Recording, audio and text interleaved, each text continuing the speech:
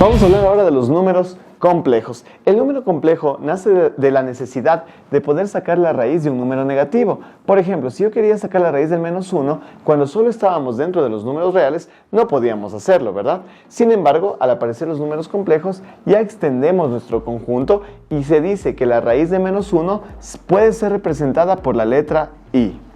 ¿De acuerdo? Entonces, digamos que yo tengo la raíz de -4. Yo puedo transformar esto en raíz de -1 por 4 positivo, ¿verdad? ¿Listo? Entonces, por propiedad de las raíces, puedo distribuir la raíz a cada uno de esos factores, quedándome de esta manera. ¿Ya? Entonces, la raíz de -1 en el campo de los complejos se le llama I y la raíz de 4 queda 2. Por lo tanto, el resultado de esto sería 2 por I, que sería 2I. Ya eso se le conoce como un número complejo. Ahora, un número complejo no necesariamente tiene una parte imaginaria, también tiene una parte o puede tener una parte real. Es por eso que en la mayoría de las ocasiones se lo representa, por ejemplo, de esta manera. -3 o 3 positivo, -4i. ¿De acuerdo? Siendo esta la parte que corresponde a los reales y esta a la parte de los imaginarios. A todo esto en conjunto se le llaman los números complejos. ¿De acuerdo? Ahora, todo número complejo se lo puede graficar dado que existe un eje real y un eje imaginario. Siempre pondremos la componente real en el eje de las X y la componente imaginaria en el eje, en este caso, de las Y. Ahora vamos a estudiar las diferentes formas que hay para representar a los números complejos. La forma más sencilla se llama binómica, en la cual tenemos la parte real más la parte compleja. ¿De acuerdo? Un ejemplo de esto sería 3 menos 4i. ¿Qué significa esto? Que en la parte real este número tiene el 3 y en la parte compleja tenemos al -4. ¿Listo? Ahora, ¿cómo representarlo geométricamente? Dibujamos los ejes, tanto el eje real como el eje complejo o el eje imaginario. Y en este caso unimos los puntos, es decir, 3 en la parte real y -4 en la parte compleja. Bajamos 4. Unimos esos dos puntos y acabamos de obtener entonces aquí nuestra representación del número complejo. ¿De acuerdo? Ahora, tomar en cuenta lo siguiente. Siempre se va a formar un triángulo rectángulo cuando formamos un complejo. Por eso es que se dice que cuando tenemos de forma binómica, estos valores coinciden con los catetos. Miren. ¿De acuerdo? Y ya con eso podríamos sacar el módulo y el argumento que los veremos posteriormente. Por el momento, esta sería la forma de representar un complejo. Ahora, en la forma polar, al número complejo se lo representa por su módulo y por su argumento. ¿Qué es el módulo? El módulo es justamente la distancia de esta hipotenusa. ¿De acuerdo? Entonces, si yo lo quiero calcular, ¿qué es lo que debo hacer? La raíz cuadrada del un cateto, que en este caso sería la parte real al cuadrado, más el otro cateto, que sería la parte imaginaria al cuadrado. ¿Listo?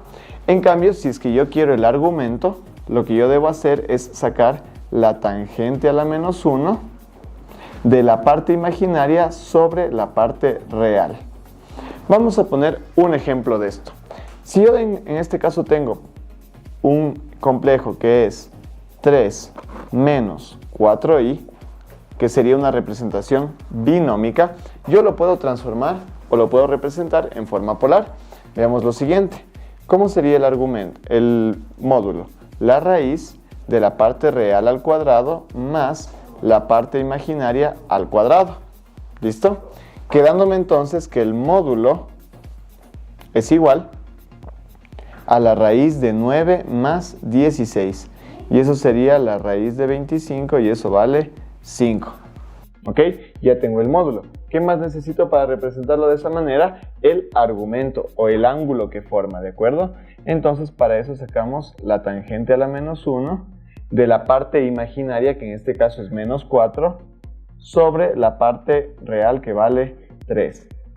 Quedándome entonces un ángulo de aproximadamente -53 grados.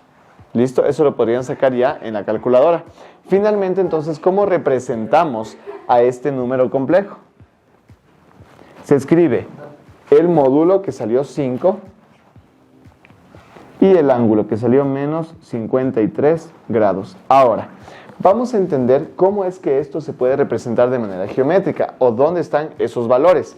El 5 es el módulo, por lo tanto estaría reflejado en el valor de la hipotenusa. Es decir, este valor de aquí vale 5. ¿Listo? Pero ¿dónde estaría el ángulo de menos 53 grados? Ese es el ángulo que va desde el eje de las X o del eje real positivo hasta el vector o hasta la línea. ¿Qué quiere decir esto? Cuando es negativo avanzamos desde el eje X en sentido horario y llegamos justamente a la línea que formó nuestro número complejo. Entonces aquí está el menos 53 grados. Si es que hubiera salido positivo, en cambio se avanza desde el eje X positivo en sentido antihorario. ¿De acuerdo? Finalmente tenemos la forma trigonométrica. ¿Qué hacemos en la forma trigonométrica?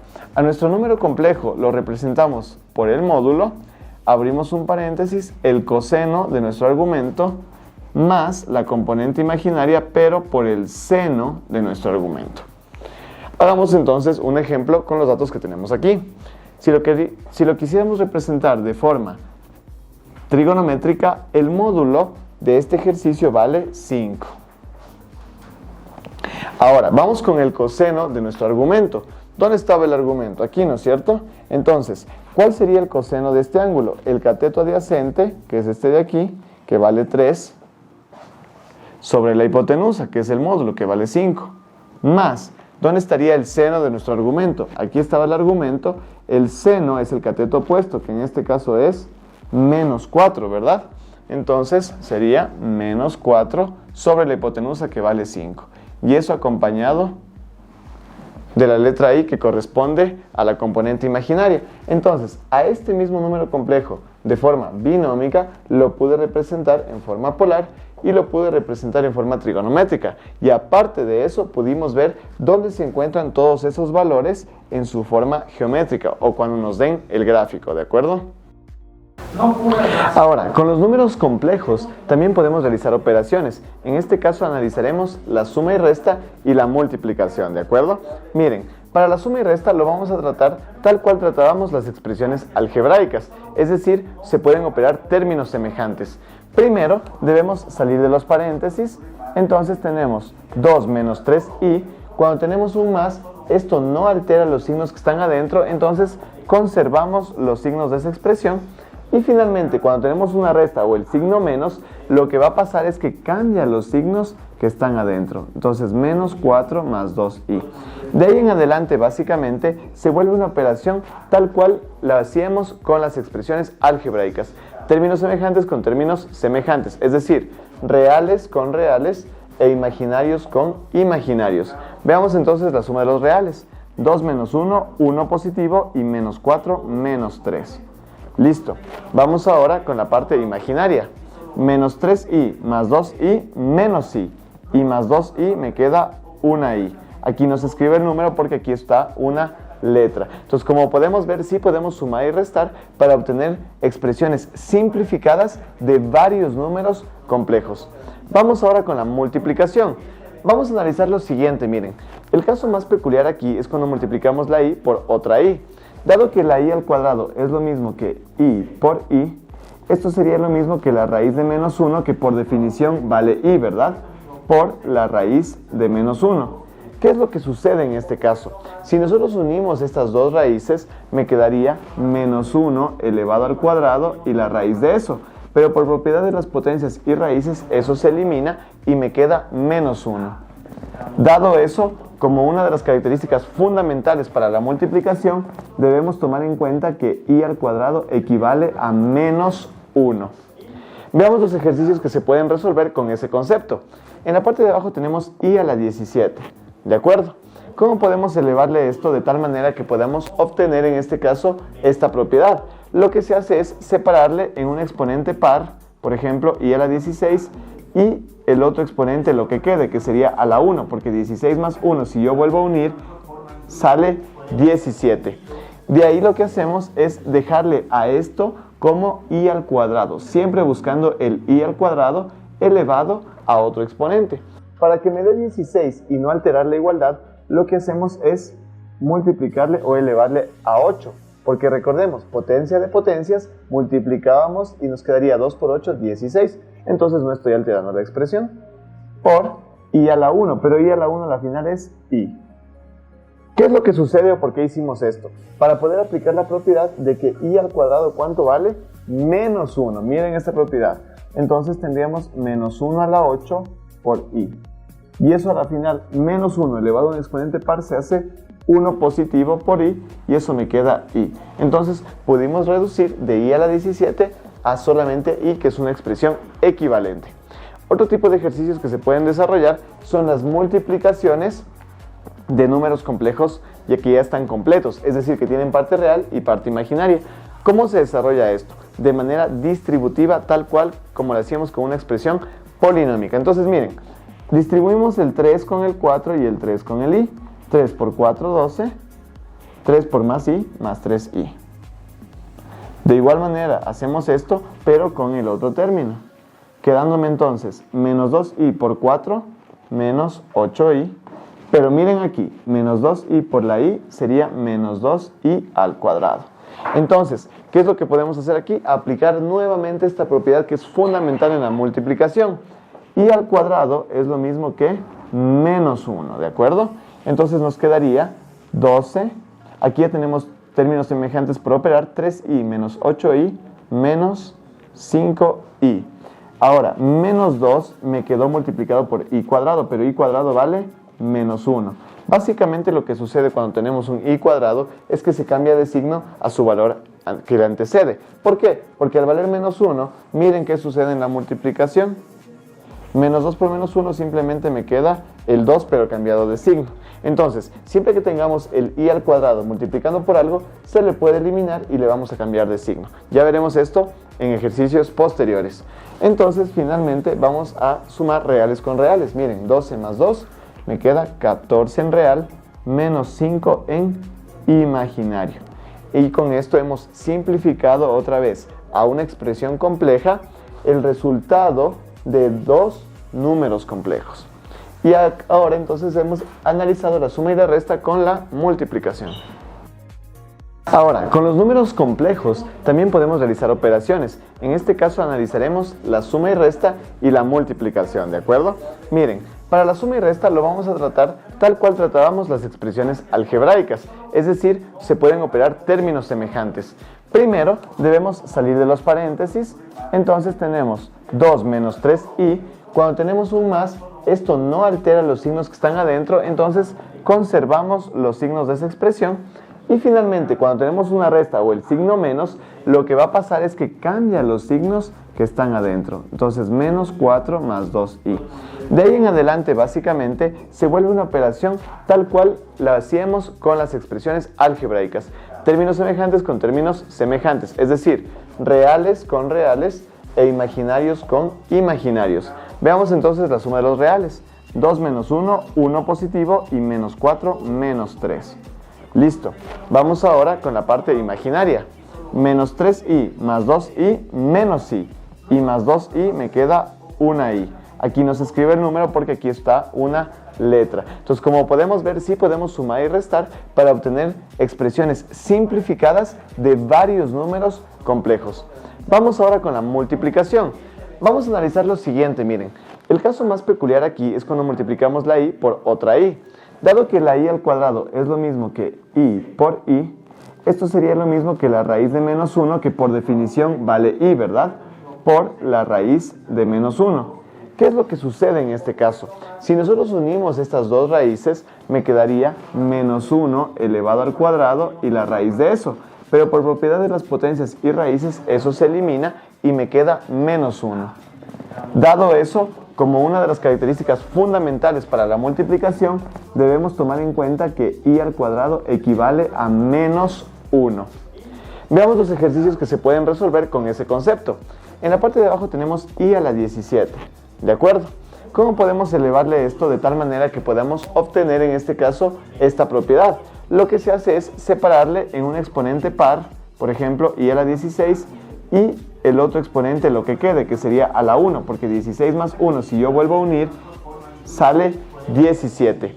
De ahí lo que hacemos es dejarle a esto como i al cuadrado, siempre buscando el i al cuadrado elevado a otro exponente. Para que me dé 16 y no alterar la igualdad, lo que hacemos es multiplicarle o elevarle a 8. Porque recordemos, potencia de potencias, multiplicábamos y nos quedaría 2 por 8, 16. Entonces no estoy alterando la expresión. Por i a la 1, pero i a la 1 a la final es i. ¿Qué es lo que sucede o por qué hicimos esto? Para poder aplicar la propiedad de que i al cuadrado, ¿cuánto vale? Menos 1. Miren esta propiedad. Entonces tendríamos menos 1 a la 8 por i.